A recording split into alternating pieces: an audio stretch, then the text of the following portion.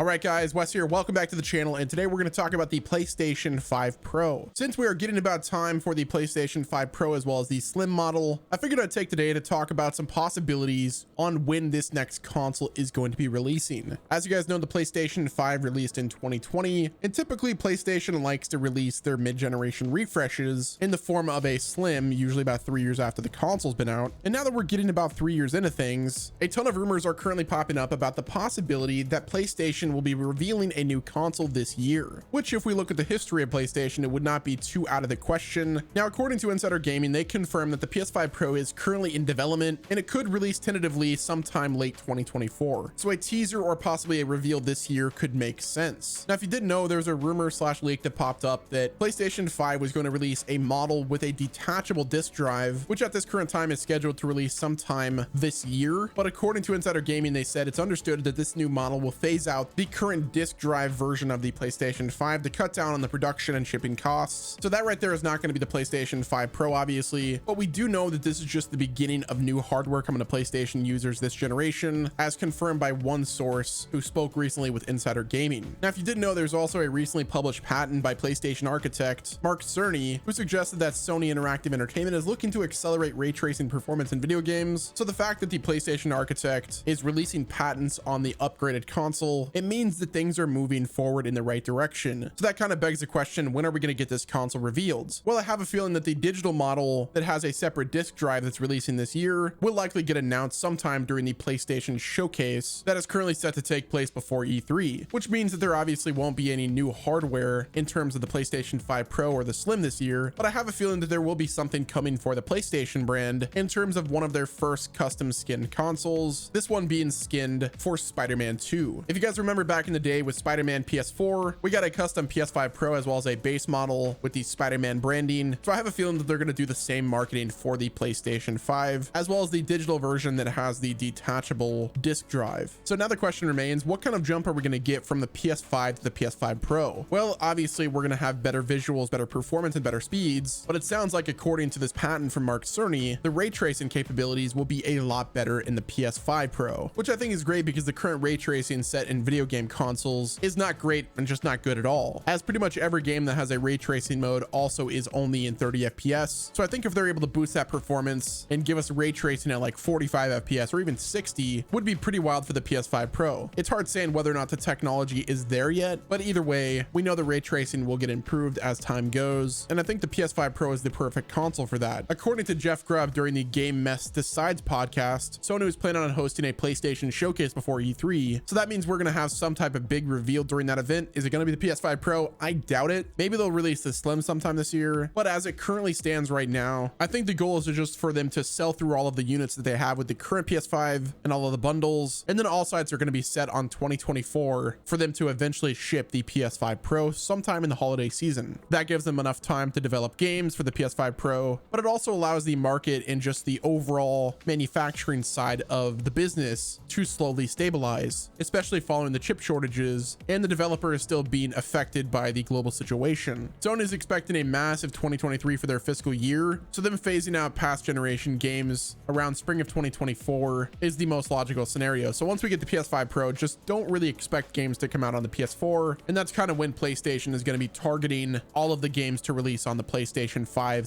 / the Pro, which is unfortunate because I know a lot of people are in still financial trouble due to the global situation. But either way, I think it's exciting that PlayStation is going to release some type of new hardware this year, even if it's just a regular PS5 with a detachable disc drive. Let me know what game you would like to see for the PS5 Pro released. In my opinion, I think it would be awesome to have like a Jack and Daxter game, or even the Marvel's Wolverine game that we've been waiting on for a while. The game that we don't know anything about that we just kind of want still. Maybe we're going to get Bloodborne remastered for the PS5 Pro. Who knows? Definitely want to hear your thoughts in the comment section. Are we going to get a Spider-Man PS5 console that's custom, or are we going to have to pop off the plates and design it ourselves? Let me know what your thoughts are in the comment section. Like the video, subscribe to the channel with your notifications turned on. Let me know if you plan on buying a PS5 Pro or a PS5 Slim. Have you even been able to upgrade to a PS5 yet, or are you waiting for the Slim / PS5 Pro? Like the video, be sure to subscribe to VGL. Thank you all for watching. This has been Wes, and I'll talk to you guys in the next video.